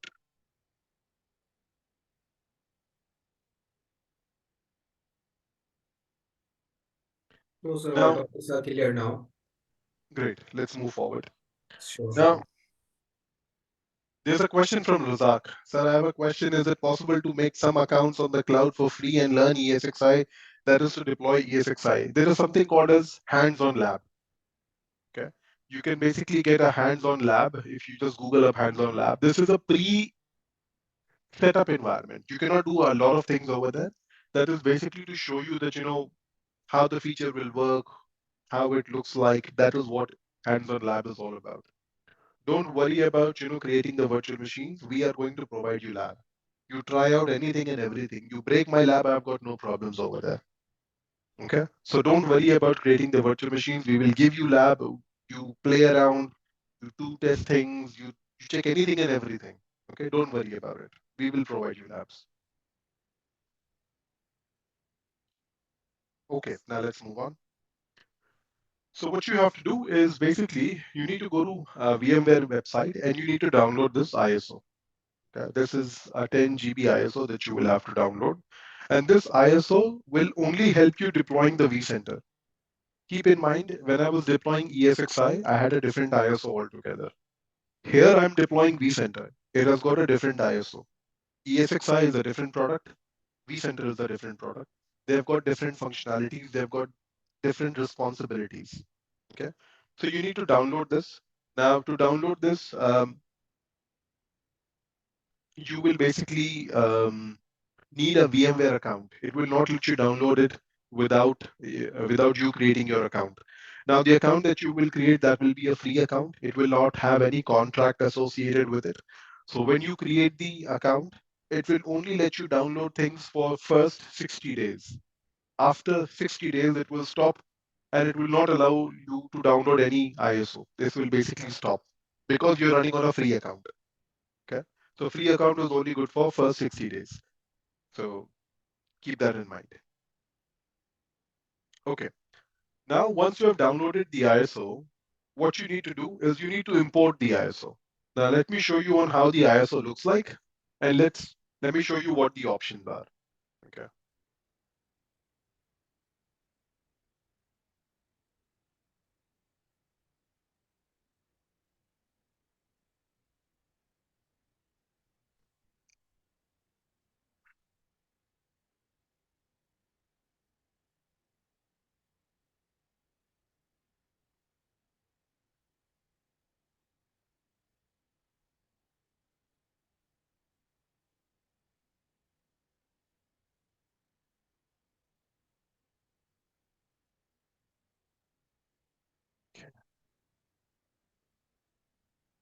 So when you will download the ISO and when you will mount the ISO, this is the way it will look like on your server. Okay. Now, when you open the ISO, this is the way it will come up. Okay. Now, the intention is I need to deploy a vCenter. Okay. I know what a vCenter is. It is a software, and it is basically used to manage my environment. I've downloaded the ISO, and now I need to install the product. Okay. To install the product, you have got multiple options. I want to show you the simplest option. Okay. And the one which is basically used anywhere and everywhere. It is basically a UI installer. So you will basically go to VCSA UI installer. Okay. Now you are basically accessing this ISO from some machine. I mean, you might be on a laptop, you might be on a desktop, you might have a Mac operating system, you might have a Linux operating system, you might have a Windows operating system. You are basically accessing this ISO from some operating system. Okay. Now, here it is asking you which is your operating system. Here it is asking you that on which machine you are on right now. Are you on a Linux, Mac, or Windows? If you are on a Mac machine, you have to go over here Mac, because then only you can initiate the installation. Because Mac, to install an application, it has a different format. To install an application on Linux, you have a different format. Or basically to run an application on Linux, I should say, or to run an application on Mac, you have a different format. Okay. Similarly, for Windows, you have a different format. So right now, my machine from where I need to initiate the installation is a Windows machine. So Windows should be able to recognize that installation that I'm about to begin. Okay. So that is why I go to Windows 32. Here I will see the option of installer.exe. I just need to make a right click over here and click on run as admin.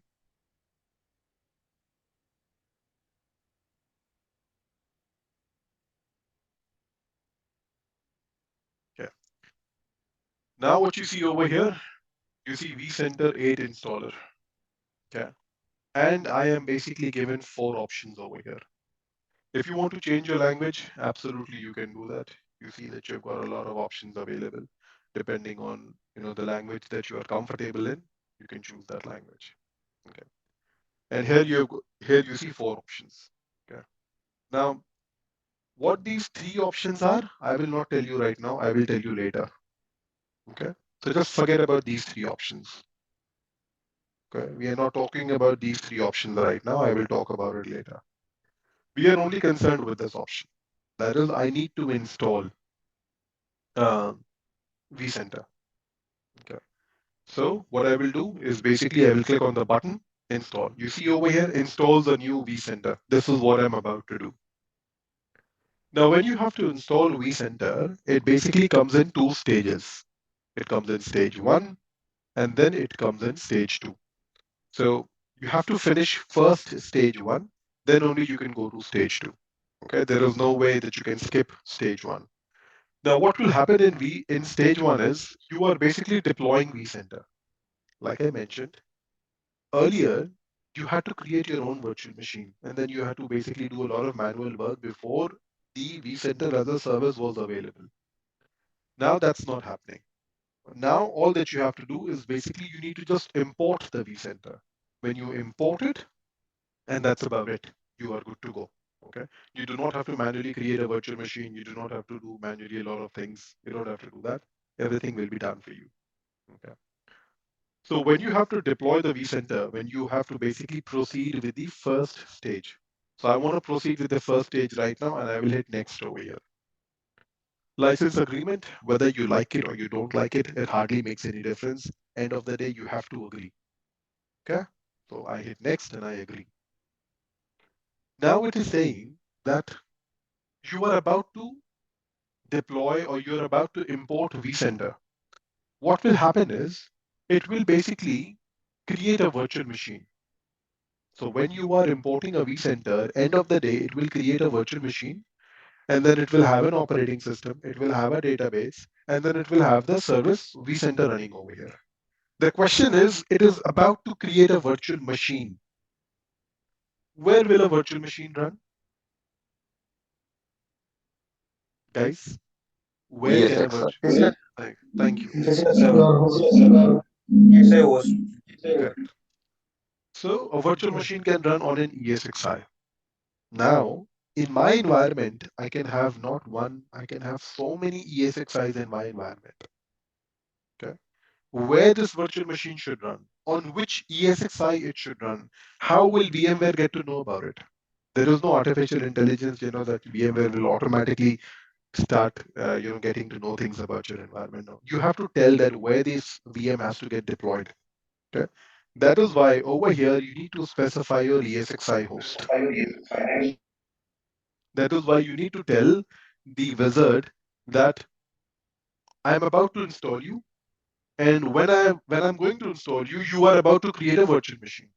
A virtual machine can only run on the ESXi. So here you need to specify on which ESXi the virtual machine should get created. This is what you need to do. Okay. Yes, you can select any ESXi in your environment. Basically, all the ESXi's in your environment should be the same. There should be no difference over there. We will talk about this in the cluster section, that why your ESXi's should be all similar. But right now, let's take an example. You have an ESXi, which is a good one with good amount of RAM and CPU, and there you want to install it. Okay. Here you need to specify the IP of your ESXi. Then on which port are you going to connect it? What is the username of your ESXi that this wizard should be connecting it to, and what is the password? You need to specify all these details. Okay. So here the ESXi that I have in my lab has basically the IP 172.16.10.91. Okay. It will basically connect on port 443, which is the default port.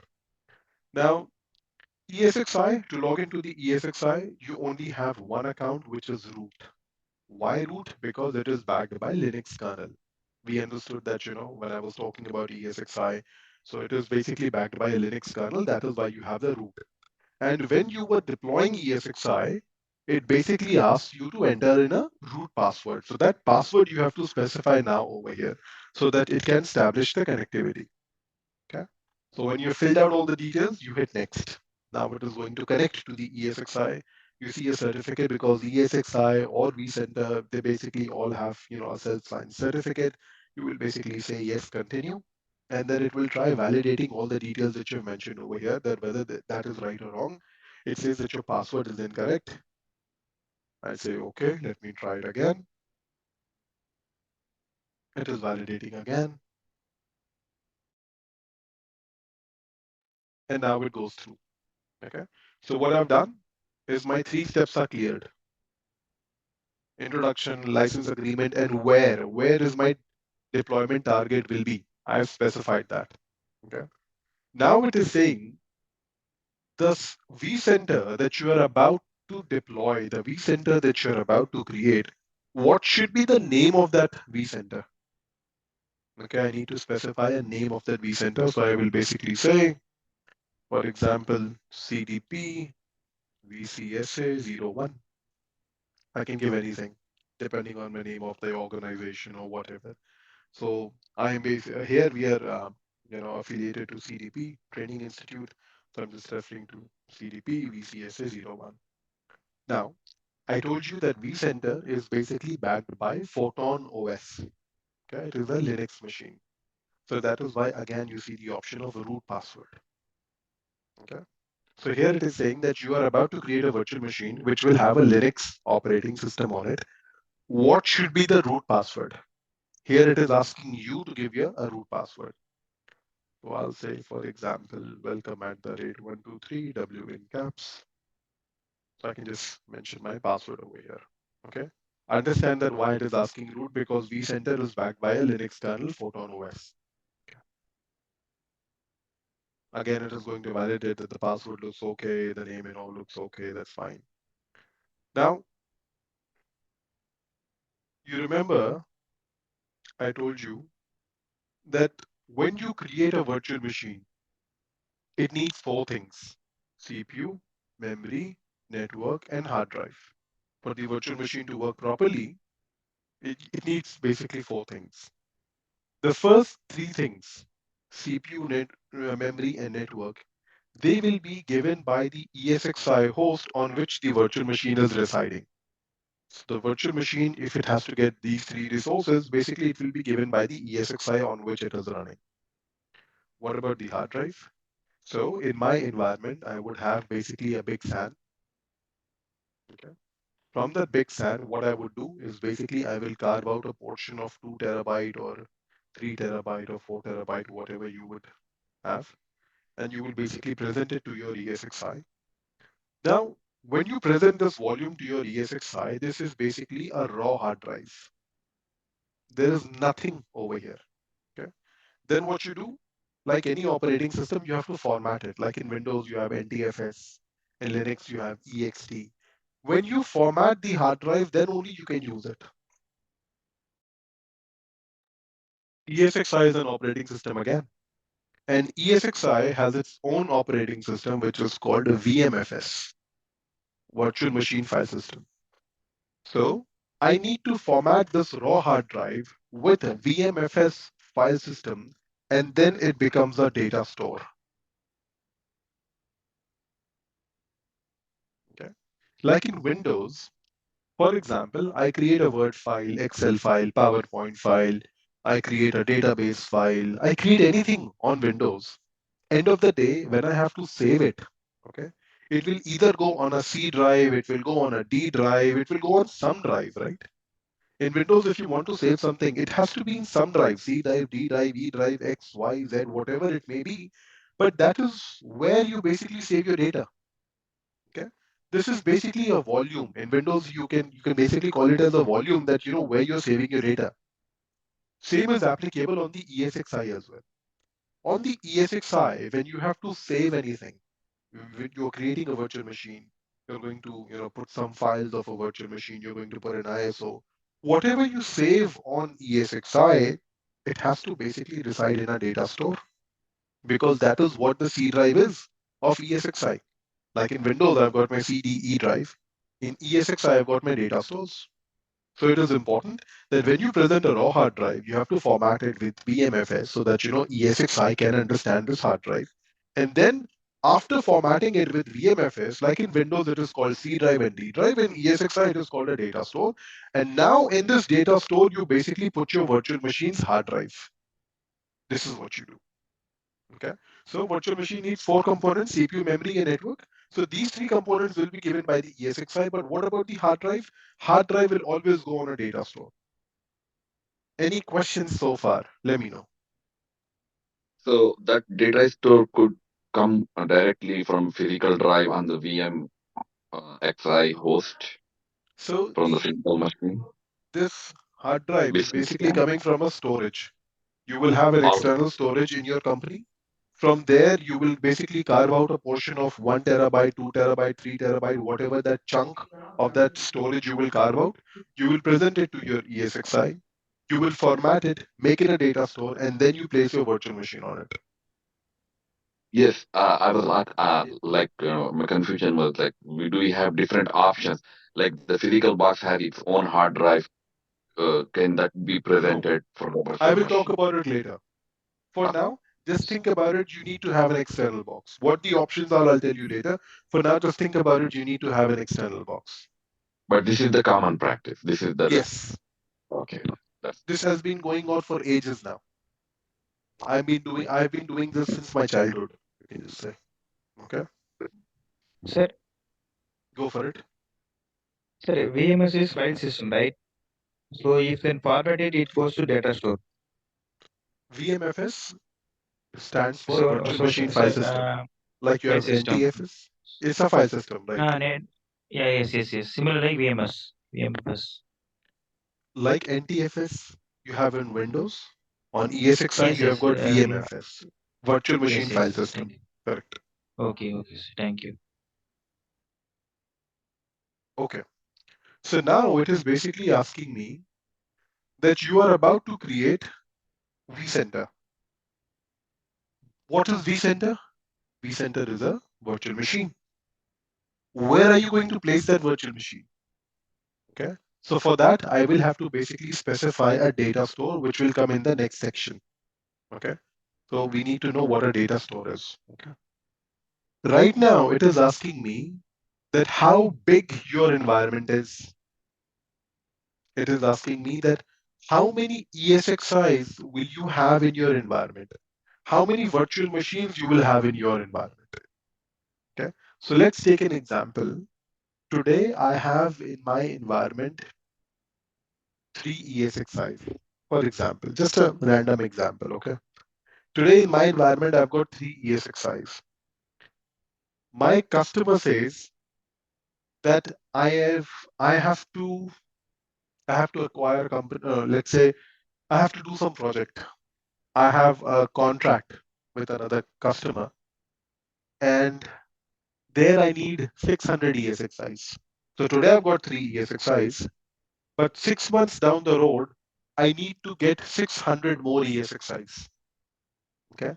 Tomorrow your customer says that 1 year down the road, I will basically have to add 700 more ESXi's or 1000 more ESXi. I might be running 5, 6, 10, 7, 8, 9, 10, whatever the number of ESXi's, but down the road, I have to add 1000 ESXi's. Okay. vCenter can have a lot of ESXi's, starting from 1 all the way to 2000. You can have a lot of ESXi's on one vCenter. Okay. Now, if you have 2000 ESXi's on your vCenter that you're managing, and for example, you've got 35,000 virtual machines that you have, when you're managing such a big environment, vCenter as a virtual machine also needs a lot of memory, also needs a lot of RAM because it has to process a lot of things. Okay. The smaller the environment, the less RAM, the less CPU it would need. The higher the environment, more RAM and more CPU it will need. Okay, because it has to process a lot of details. Okay. Here it is basically asking you that you are about to deploy vCenter, but how big your environment is, you need to tell, because VMware, again, it has no artificial intelligence where it can guess that how big your environment will be. You need to tell that. Okay. So here you need to specify that how big your environment is, how many ESXi's that you have. Now my suggestion will be do an estimation of 6 months down the road. Okay. If you know that 6 months down the road, for example, today you have just a hypothetical situation. Today you have 70 servers. Okay? And down the road, you know that you will be basically going till 350. Okay. So if you have got 70 servers today, then this deployment should be okay for you. Small deployment should be okay for you because here it can support up till 100 ESXi's, okay, and 1000 virtual machines.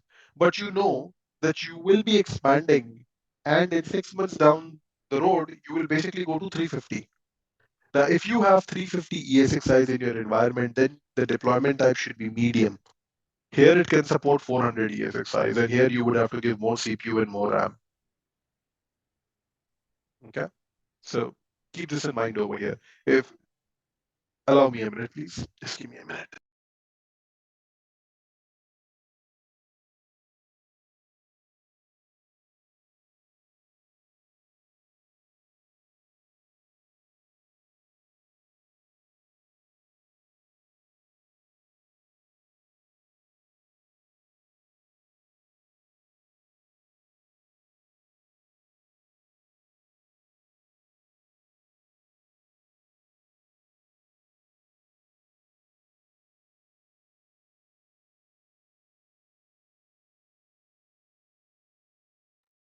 Sorry for that.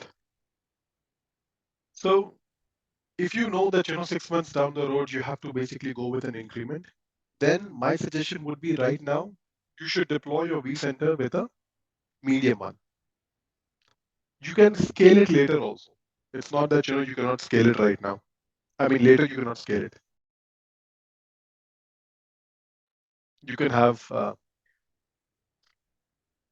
you can scale it later, but right now if you know that 6 months down the road you would have a lot of ESXi, then choose that option. Okay. So here you basically can choose medium over here, or you can choose small or tiny, whatever it is. Okay. And then it would require also some storage space. Okay. Now you also have an option wherein you can expand the storage space. Now, for example, you say that I would like to retain all the data, all the task, events, performance graphs, whatever the vCenter is collecting. I basically want to retain it for 1 year. Okay. Now, if you want to retain everything for 1 year, you need to have a lot of storage. Okay. So if you wish, you can provision it upfront, or you keep it default. It will automatically grow. This is something that you can also do. Okay. Can one server have multiple ESXi? What one server can have? I did not get this question. What you I mean mean one the server? physical box. Why would you have multiple ESXi's? What is the reason? What is the use case? You're not doing a dual boot. You're not doing a dual partitioning. One physical box, one ESXi. Okay. Perfect. Thank you. Now here I know my deployment is a lab. It So, will, sorry for the interruption. We can scale every information later on, right? yes, Okay. you can scale it. I know this is my lab, so this deployment is okay with me. I'll choose this option and hit next. Now it is basically asking me that you are about to create a virtual machine. Okay. You need to specify a data store where this deployment has to happen, where the virtual machine should get created, where the virtual machine should be kept. So when you create a virtual machine, like I told you, end of the day, it will be on a data store. It will reside on a data store. Okay. So you need to tell that where the data store is. If you're creating an Excel file, if you're saving an Excel file, in Windows, you need to tell that where it is going to live in C drive, D drive, E, F, G, H, I, J, K, wherever it is, but it has to stay in some volume.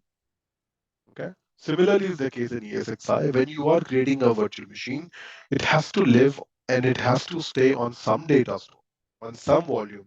Which is that volume you have to specify over here. Okay. So I'll choose this option. What this is, I will tell you later, not right now. Okay. And I would hit next. And here it will basically ask me that, you choose your network that you have, IPv4. You want to give it a static IP or you want to pick it up from DHCP. And here, what is the FQDN of your vCenter? So I would say it is CDP VCSA-01 dot lab dot local. I can get this. What is the IP address that I will have?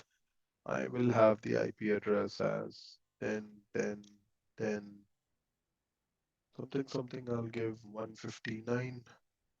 Okay. What will be the default? I need to mention my subnet mask. I need to mention my default gateway. Okay. I need to mention my DNS. What is my DNS over here?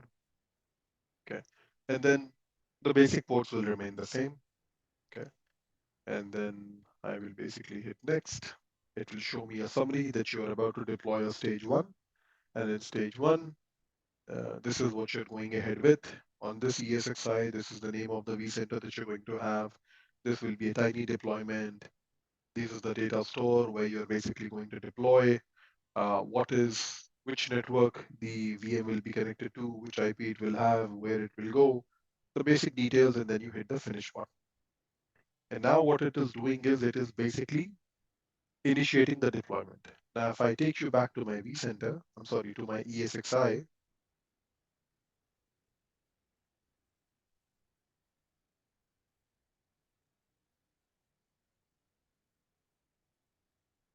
you see over here, import vApp, and there's a process going on. And if you come over here, and if you type CDP, you see the virtual machine is getting created now. I did not create this virtual machine. Automatically, the import is happening, deploying vCenter, automatically the task is going on, and you can see it on the ESXi. Automatically, the VM is getting created, and it is getting deployed. It will automatically get powered on. This is a Photon OS, RPM packages, installation, and everything will begin all that sort. And once the stage one is complete, then we will basically move to stage two, and then we will do the deployment over there. Okay. So let's keep it till here for today. Let's meet on next class, and then we will talk about things from here on. Okay. So before we end the class, any question, anything that you haven't understood that you would like me to repeat, go for it. Yeah, just that environment that you browse to through the URL vSXi host you're Mhm. showing. I noticed there are 89 virtual machines already, and this is another virtual machine that you just created as an Right, import. right, So the other machines could be the regular Linux boxes, correct. virtual machines. Plus Right, the yes, vCenter also hosted on the ESXi itself. absolutely. On one ESXi, you will not have only one virtual machine. You will have so many virtual machines depending on what configuration, what workload. You remember the question that I answered yesterday? How many virtual machines I can run on an ESXi? It That is, basically depends on your workloads. yeah, but the vCenter as a virtual machine can also reside on the ESXi host itself. It That has to was the reside on ESXi. Where else would it reside?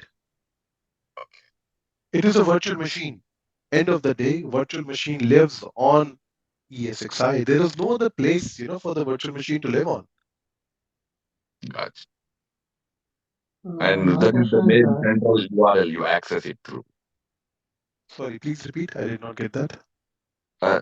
When I notice in the demo, so you access it through the web URL. That is the only default option now. You do not have a tool to access vCenter or to access ESXi. If you have to access them, either you do an SSH or you open a browser and access it from there. There is no third option available. Okay, thank you. You need to have a browser. Any machine that you have, Linux, Mac, Windows, you will have some browser. Just open that browser, put the URL in, and you are good to go. VMware is doing this so that they remove all the complexities that you need to have a Windows machine or you can only have a Linux machine. You can have any machine on earth. Just open a browser and access it from there. They're giving you flexibility. Okay, thank you. Sir, Hello. Hello? Hello. So you have selected a deployment as a tiny. Then if the situation comes to uh, expand the You can host, do that. You so can make changes to your vCenter. You can increase CPU. You can increase RAM. There is a VMware KB article. Just follow that KB article, and you will be able to expand your vCenter from tiny to small, medium, large, extra large. You can do all that. No problems. okay, thank you. so there is no necessary to deploy again. Uh, Deploy again. Deploy again. What?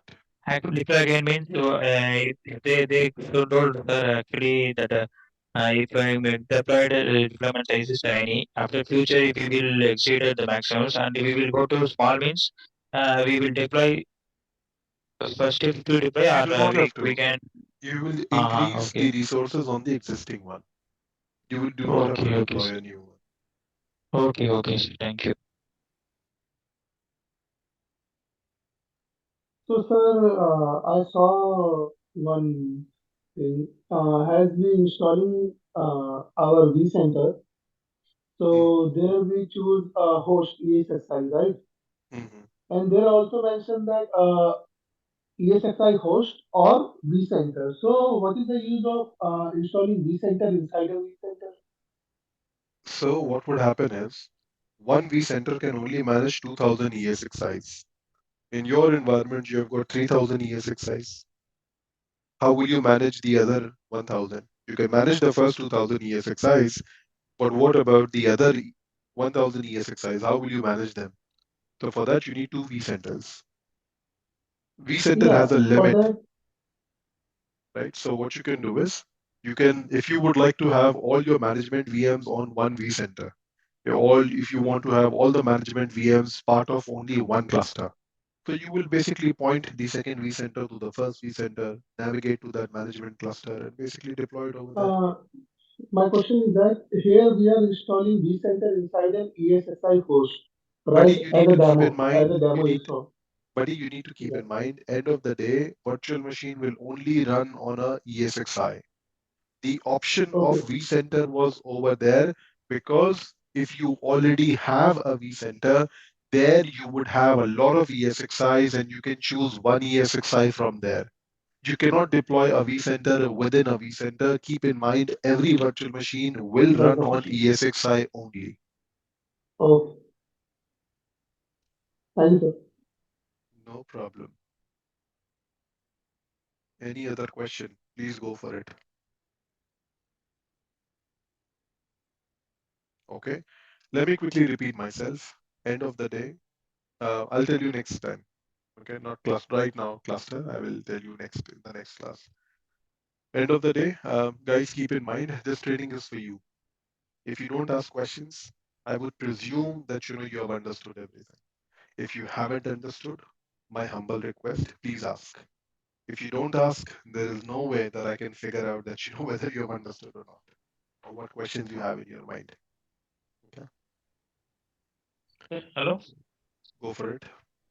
Sir, whenever the deploying stage one, the DNS, that the IP and IP details are we get from IP network team or what, Yes, sir? you need to get the IP from the network team. You need to make sure that the DNS And then entry you is are there. given segment of and you can given the segment 24. What is the 24 for that? That is a network. It's a VLAN. Say, End of the day, you will okay, deploy a virtual machine on a VLAN.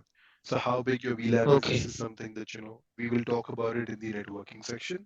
How do you okay, create VLANs? okay, But this is something that is why.